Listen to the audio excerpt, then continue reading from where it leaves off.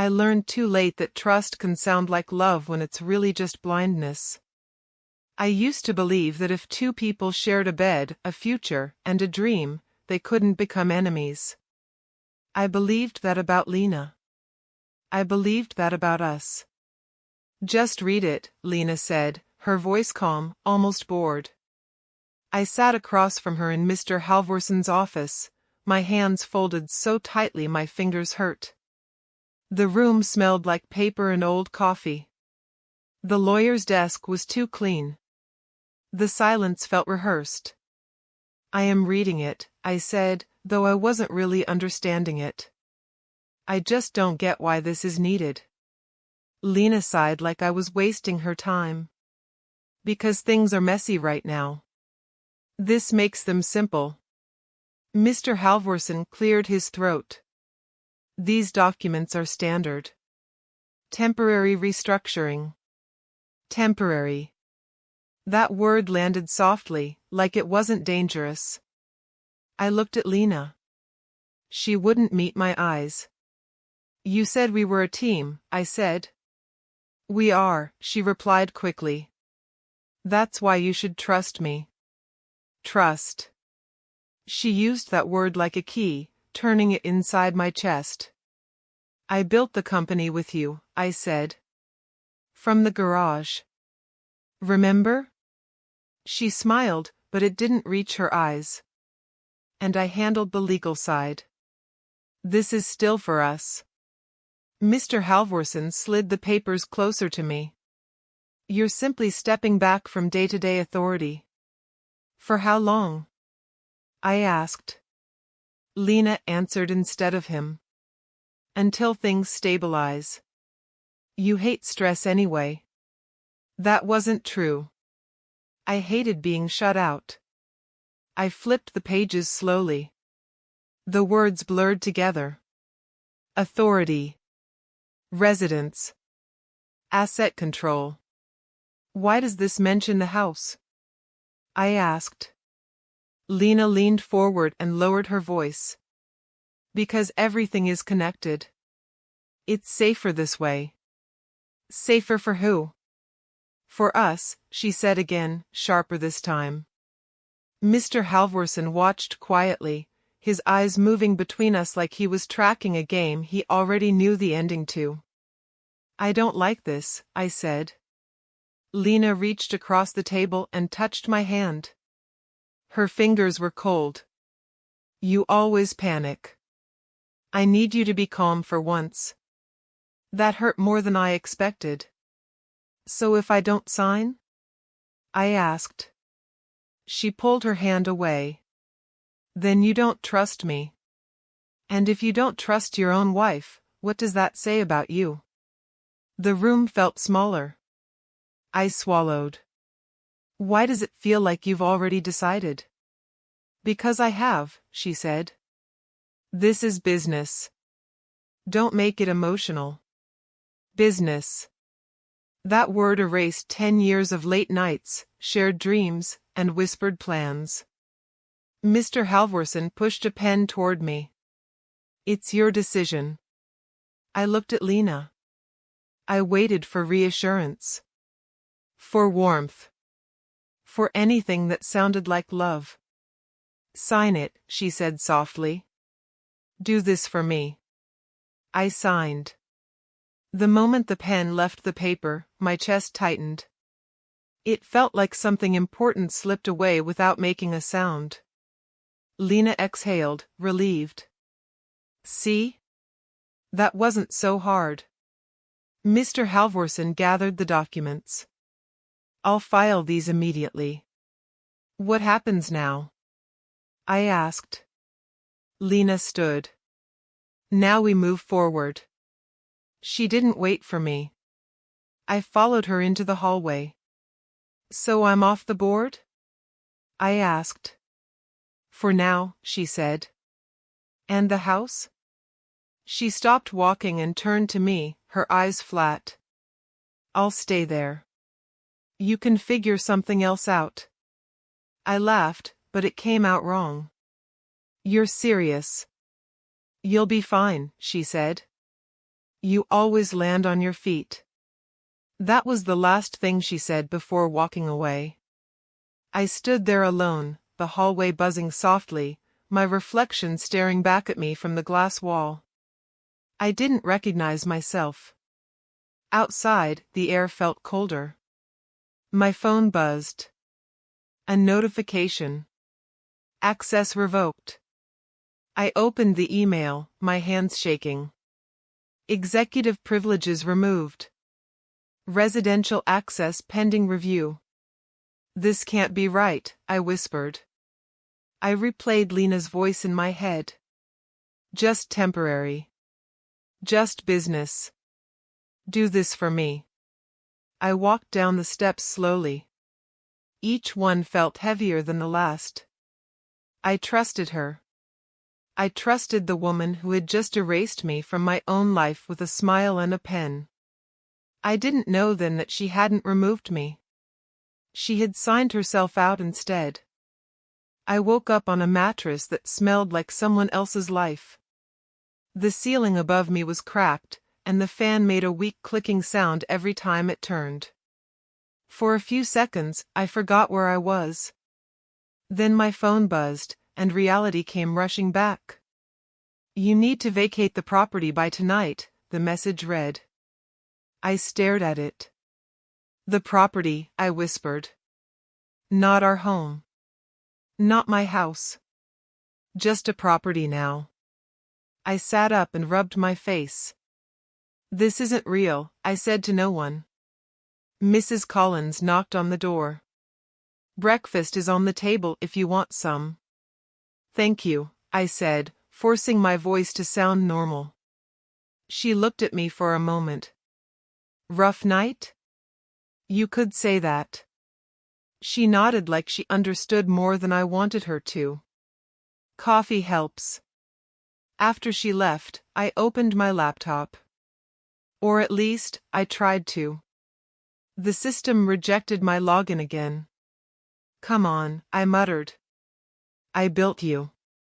Access denied. I laughed. It sounded ugly. She really did it. My phone rang. Lena's name flashed on the screen. I answered. What? You don't have to sound like that, she said. Like what? I asked. Like someone you just destroyed? She sighed. You're being dramatic. You locked me out of my own company. I told you it was temporary. And the house? That's different. How?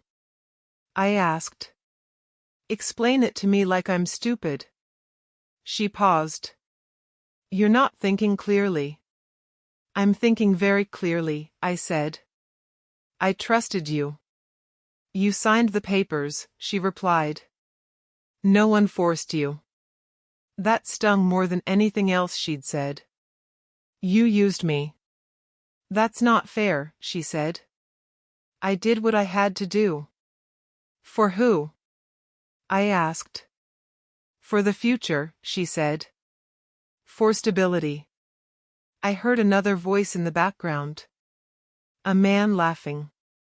Who's there? I asked. No one, she said too quickly. Put him on, I said. She didn't. I have a meeting. We'll talk later. The call ended. I sat there staring at the wall, my chest tight. 10 years. That's how long we built everything. Together. Or so I thought. I remembered late nights in the garage, her handing me coffee and saying, one day, this will all be worth it. I whispered, was it ever real? Later that afternoon, I went back to the office building. I stood across the street, watching people walk in and out like nothing had changed. I tried my badge anyway. Denied. A security guard stepped closer. Sir, you can't be here. I work here, I said. Not anymore, he replied, not unkindly. I stepped back. Right. Sorry. As I turned away, I saw Lena through the glass doors. She was smiling. Standing beside her was a man in a tailored suit. Mark. I knew him instantly, even though I'd only seen him once before. She had called him a consultant. He leaned in close to her, saying something that made her laugh. Something inside me cracked. That night, I sat on the edge of the bed in my rented room and called her again. Why him? I asked. There was silence. Then, he understands the business. So did I. You're emotional, she said. Mark is objective. Is that what you call it? I asked. Objective? You're embarrassing yourself, she snapped. I gave you everything, I said. My trust. My name. My life. And now you're free, she said. Isn't that what you wanted? No, I said quietly. I wanted my wife. She didn't respond. The call ended again. I lay back and stared at the ceiling. The fan kept clicking. My phone buzzed once more. A photo popped up on social media. Lena. Mark. A restaurant I'd never been to because she said it was too expensive. I turned the phone face down. They took it all, I whispered. My work. My home. My place. Mrs. Collins knocked again. You okay in there? Yeah, I lied. She hesitated. You don't look okay. I don't know who I am anymore, I said before I could stop myself. She sat beside me. Then maybe you get to decide that again. After she left, I sat alone, replaying every word Lena had said. Every smile. Every moment I ignored my instincts because love felt safer than doubt. They didn't just take my company, I said out loud. They took my identity. But as the night stretched on, something else crept in. A quiet thought. A question. Why did she need me gone so badly? I didn't have the answer yet. But I was starting to listen. I didn't plan to meet Evan that night. I went to the bar because I didn't want to sit in that rented room listening to the fan click like it was counting down my failures. Is that really you? A voice said behind me. I turned. Evan? He smiled. You look like hell. Good to see you too, I said. We sat. He pushed a drink toward me. On the house. You look like you need it. I lost everything, I said. That fast? He asked. My wife, I said. She signed me out of my own life. He studied my face. Tell me everything. So I did. The papers. The lawyer. Lena's voice. The way the pen felt heavier than it should have. Evan didn't interrupt. He just listened. Do you still have the documents? He asked.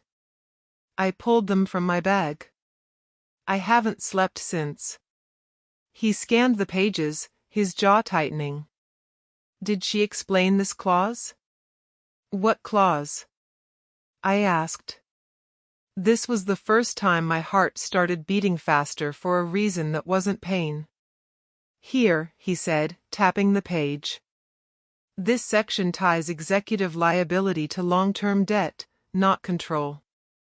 I don't understand, I said. He leaned back. She removed you from authority, not ownership. And she kept herself attached to risk. I stared at him. Say that again. She thinks power is control, he said.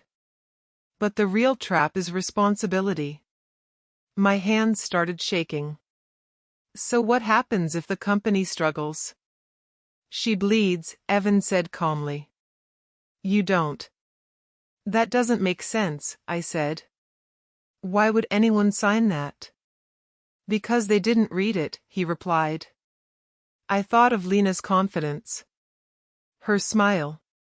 Her rush. She wanted me gone, I said. And she wanted it fast, Evan said. That's how people miss details. I swallowed. So I'm not ruined. He looked at me carefully. You're insulated.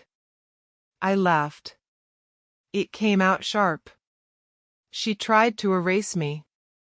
And instead, he said, she locked herself into a burning building. The bar noise faded. Should I tell her? I asked. That depends, Evan said. Do you want to save her or yourself? I pictured her voice. You'll be fine. Figure something else out. I already chose her once, I said. She didn't choose me. Evan nodded. Then don't interfere. What if this destroys her? I asked. She signed the papers, he said gently. No one forced her. The same words she used on me. I exhaled slowly. I don't want revenge. You don't need it, Evan said. Silence will do the work. I folded the documents carefully. So I just wait? You rebuild, he said. Quietly. I stood. Thank you. He smiled. Call me when it starts. Starts? I asked. When the numbers turn, he said. Outside, the night air felt different. Lighter. I walked back to my room, my mind racing. For the first time since the office, my chest didn't feel hollow. I opened my laptop again. Still locked out. That's fine, I whispered. I don't need the door anymore. I thought of Lena. Her confidence. Her certainty. She thinks I lost, I said softly. I lay back and stared at the ceiling. For the first time, I didn't feel broken. I felt awake. I stopped calling Lena. That was the first decision I made for myself. It felt wrong at first, like holding my breath underwater, but every day it got easier. Still quiet? Evan asked on the phone. Completely, I said. Good, he replied. Silence makes people nervous. I took a consulting job under a different name. No photos. No history. Just results. Nadia was the one who interviewed me. You don't talk much, she said. I listen, I replied. She smiled. That might be exactly what we need. The work came easily. Numbers always told the truth. People didn't. One night, my phone buzzed. Lena's name. I let it ring. A message followed. We should talk. I stared at the screen. No, I said out loud. A week later, another call. Another message. There are issues. I didn't answer. At work, Nadia leaned over my desk. Have you seen the market shift? I have, I said. Someone big is overextended, she said. Bad contracts. Worse timing. I nodded. That happens. That night, Evan called. She's panicking. I closed my eyes. Already? She thought control meant safety, he said. Debt doesn't care who's in charge. I remembered Lena's smile in the office. This makes things simple. Simple never meant safe. She finally showed up in person. I was leaving the building when she stepped in front of me. You're avoiding me, she said. I'm busy, I replied. With what? She snapped. With my life, I said calmly. Her eyes searched my face. You look fine. I am. That's not fair, she said. I laughed softly. Neither was what you did. She lowered her voice. Things are getting complicated. I'm sure, I said. You could help, she added. I shook my head. You said this was business. Her jaw tightened. You're enjoying this? No, I said. I'm surviving it. She stepped closer. You owe me. I owed you trust, I replied. You spent it. For the first time, she had nothing to say. That night, I sat alone, staring at the city lights. Am I doing the right thing? I asked myself. I remembered her words. Figure something else out. So I did. I didn't celebrate. I didn't gloat. I just stayed quiet. And silence kept working. Lena called me at 2 in the morning. I knew it was her before the phone even buzzed. I stared at the screen and waited. It stopped. Then it buzzed again. Hello? I said. Thank God, she breathed. You finally answered. What do you want? I asked. We need to talk, she said. Now. You said this was business, I replied. So talk. There was a pause. The bank is asking questions. I leaned back on the bed. That sounds serious. Don't do that, she snapped. You know what I mean. I really don't, I said. You made sure of that. Her voice cracked. Cash flow is tight. Tight? I repeated. Contracts are stacking, she said. Vendors want guarantees. From who? I asked. From me, she whispered. I closed my eyes. Did Mark suggest this call? She didn't answer. Is he still around? I asked. He's busy, she said quickly. Busy disappearing? I asked. Stop, she said. This isn't the time. When was the time? I asked. Before you erased me? She exhaled hard. I didn't think it would turn like this. That's what happens when you don't read, I said. What are you talking about? She asked.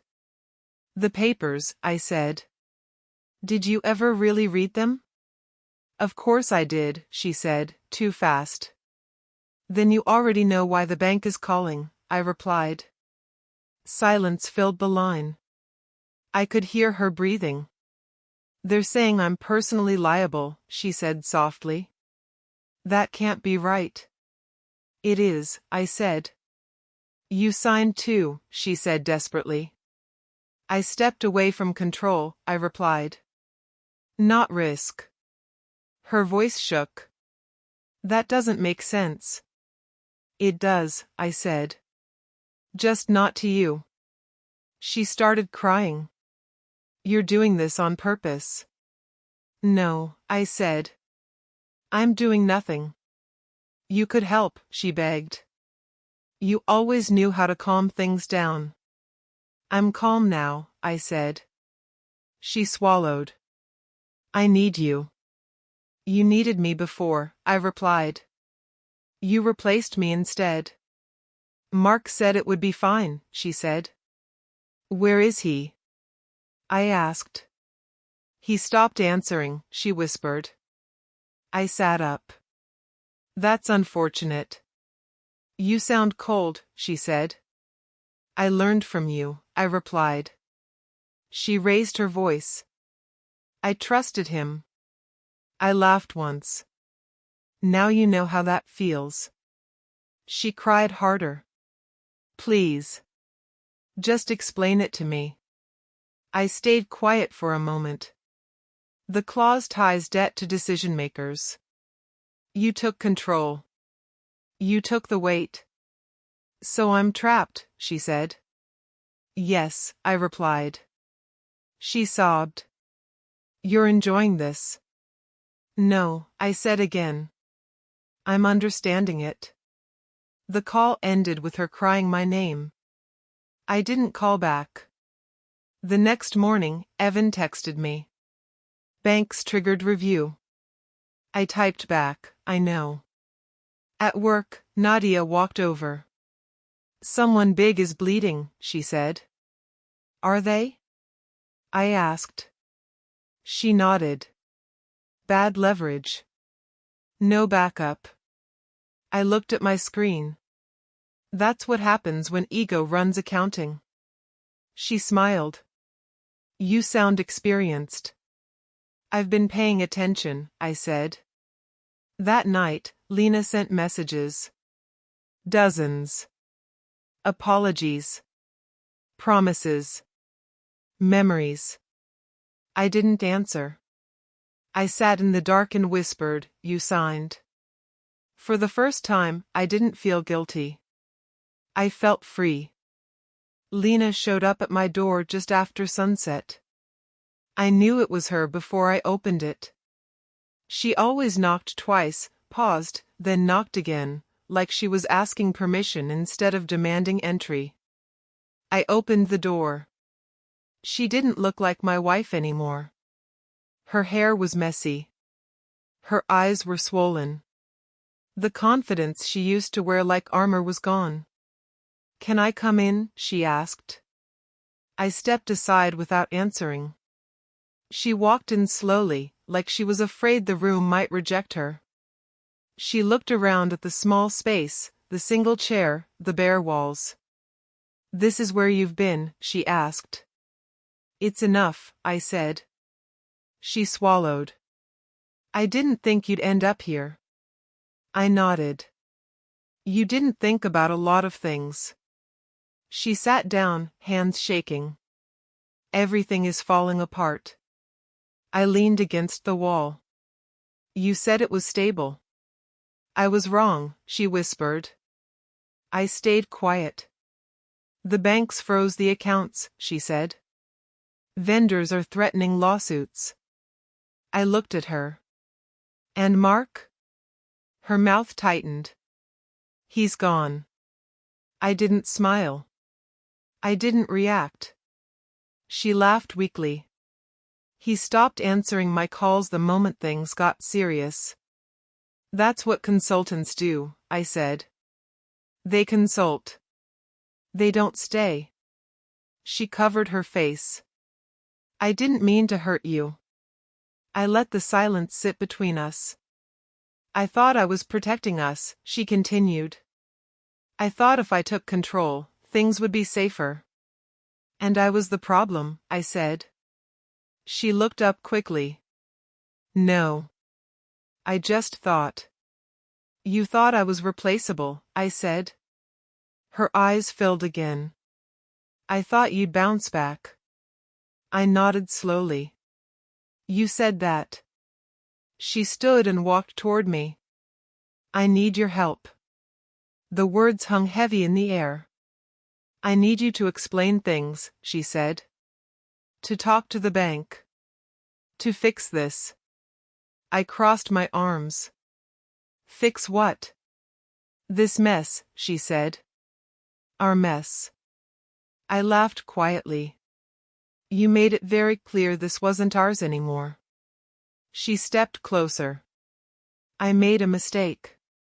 You made a choice, I said. She reached for my arm. Please. I moved back. Don't. She froze. I didn't know the clause would do this. That's the problem, I said. You didn't know. You didn't ask. You just wanted me gone. Her voice cracked. I never wanted you gone. You wanted control, I replied. And you wanted it fast. She sank into the chair again. I was scared. So was I said. I just didn't hide it behind paperwork. She wiped her face. If you don't help me, I lose everything. I looked at her for a long moment. I already did. She shook her head. I mean everything. The company. The house. You signed those risks, I said calmly. She stared at me like she was seeing me for the first time. You're not angry. I was, I said. Now I'm clear. She whispered my name. I still love you. That word used to own me. Now it felt distant. Love doesn't do this, I said. She stood again, desperate. I'll give you back your role. You can't, I said. You already gave it away. She frowned. What do you mean? You removed me from control, I said. But you kept yourself tied to every consequence. Her breathing quickened. So this can't be undone. No, I said. She pressed her hands to her face. I ruined everything. You ruined us, I replied gently. Everything else is just math. She looked at me through tears. Say something. I thought of the garage. The coffee. The promises. I chose you once, I said. This time, I choose me. She nodded slowly, like the words finally landed. I should go, she said. Yes, I replied. She stopped at the door. I really thought you'd save me. I met her eyes. I already did. Just not the way you wanted. She left without another word. I closed the door and leaned against it, my heart steady. For the first time, I didn't feel torn. I felt finished. I didn't see Lena again after that night. I didn't need to. The aftermath reached me through other voices, other channels, like echoes from a life I'd already stepped out of. Evan called first. It's happening. I sat at my desk. How bad? Assets frozen, he said. Emergency meetings. Legal notices. I closed my eyes. So it's real. It's very real, he replied. I didn't feel relief. I felt distance. Later that day, Nadia walked over, her tablet in hand. You hear about the firm that's collapsing? I shook my head. Which one? She raised an eyebrow. The one everyone thought was untouchable. That happens, I said. They over-leveraged, she continued. Leadership made aggressive moves without safety nets. I nodded slowly. Confidence can be expensive. She studied me. You sound like you've seen this before. I've seen people confuse control with wisdom, I said. That night, my phone buzzed again. A message from an unknown number. They're coming after me. Please. I stared at it. I knew it was her. I typed nothing. Another message followed. I never meant for this to happen. I whispered, neither did I. I thought of all the moments I wanted revenge. All the speeches I imagined giving. None of them mattered now. The next update came from Evan. She tried to renegotiate. Too late. What about the house? I asked. Listed, he said. Emergency sale. I leaned back in my chair. That house used to feel like proof of success. Now it was just collateral. I remembered Lena saying, "You'll be fine. You always land on your feet." She was right. Just not about herself. A week passed. Then another. Lawsuits stacked up. Mark was nowhere to be found. Mrs. Collins noticed the change in me one evening. You're standing straighter, she said. I stopped carrying things that weren't mine, I replied. She smiled. That'll do it. One night, I dreamed about the garage where it all started. Lena was there, holding papers, calling my name. I woke up calm. No panic.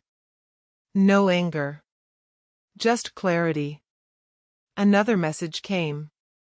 I understand now. I stared at the words. Understanding doesn't undo, I said out loud. I deleted the message.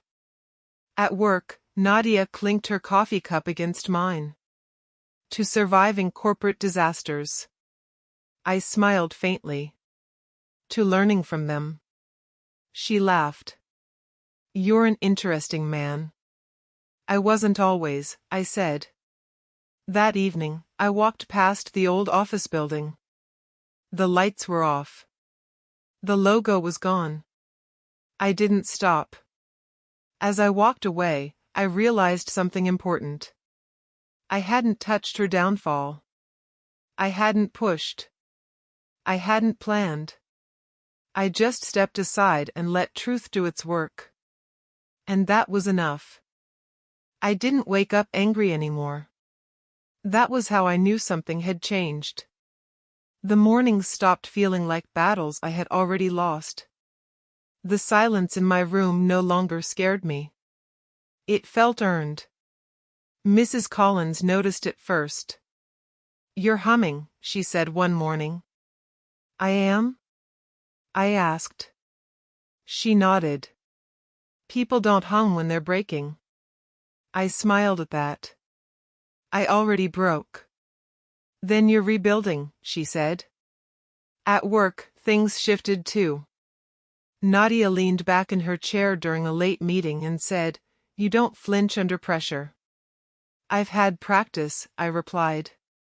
She studied me. From where?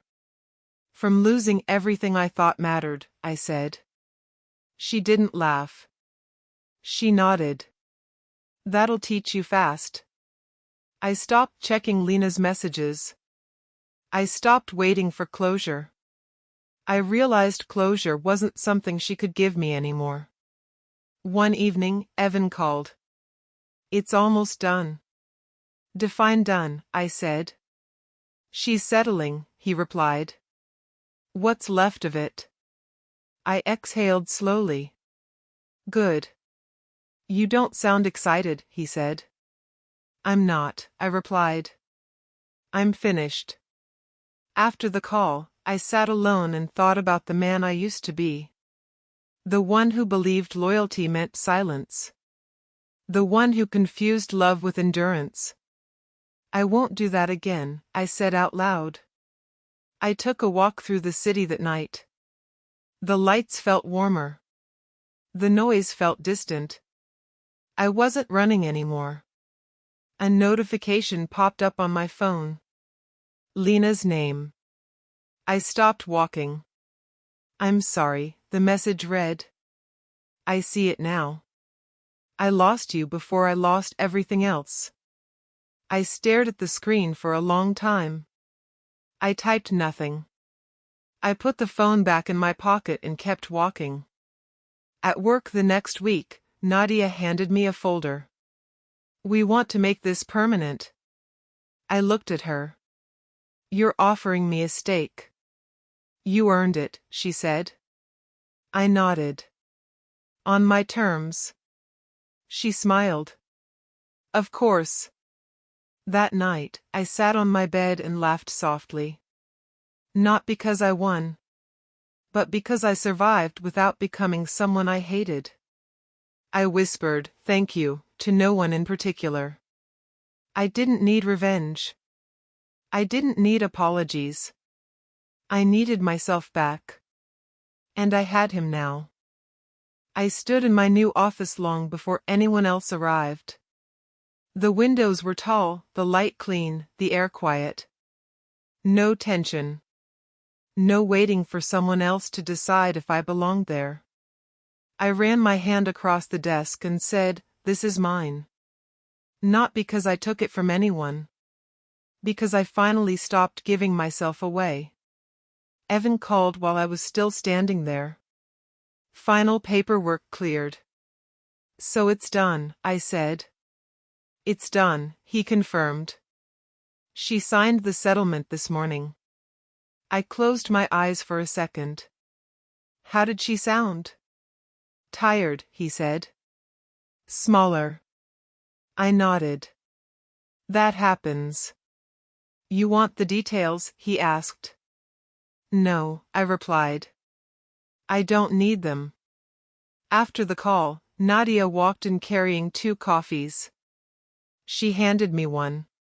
First day feeling official? It does, I said.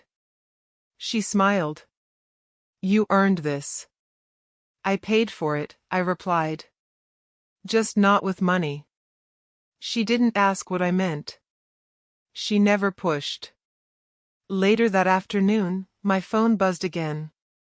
Lena's name appeared one last time. I didn't ignore it. I opened the message. They finalized everything today. I signed. I wanted you to know. I read it slowly. Another message followed. I thought removing you would save me. I didn't know I was signing myself out instead. I leaned back in my chair. I know, I whispered. She sent one more message. I'm sorry for how I treated you. I understand now that you weren't weak. I just didn't value you until it was too late. I stared at the screen. For years, I imagined this moment. The apology. The regret. I thought it would feel like victory. It didn't. It felt like closure without celebration. I typed a response. I hope you find peace. Then I deleted it. Not out of cruelty. Out of completion. I put the phone face down and looked around the office. People were arriving. Conversations started. Laughter echoed softly down the hall. This was my life now. That evening, I walked past the old neighborhood where Lena and I once lived. The house was dark. Empty. A sign stood in the yard. I didn't stop. I kept walking. I thought about the man who sat in that lawyer's office months ago, trusting a smile and a voice that no longer loved him. I forgive you, I said quietly. And I forgive myself. I understood something important then. She didn't destroy me. She revealed me. She showed me what happens when love has no boundaries and trust has no spine. Back at home, I sat by the window and watched the city settle into night. I wasn't bitter. I wasn't proud. I was free. The pen that ended my marriage didn't end my life. It corrected it. She thought she was removing me. But in the end, she signed herself out.